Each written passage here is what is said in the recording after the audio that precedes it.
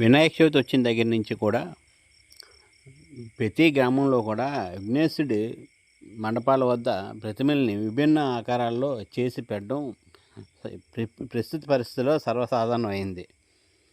ఇందులో భాగంగా విజయనగరం జిల్లా శృంగవరపుకోట గ్రామంలో కాపు వీధిలో శ్రీ శ్రీ శ్రీ శ్రీ బాల గణపతి అసోసియేషన్ వారైతే వినూత్నంగా వారి మండపం వద్ద ఐస్ గణపతిని చేసి పెడదామని ఆలోచన వచ్చింది.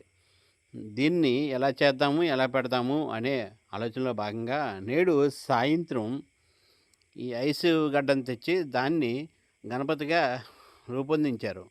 దీన్ని చేయడానికి విశాఖ జిల్లా వాసులు పెదగంట్యాడికి చెందిన పవను, ప్రవీణ్ ఇద్దరూ కూడా కొంతసేపు పాటు ఈ ప్రతిమని తయారు చేశారు.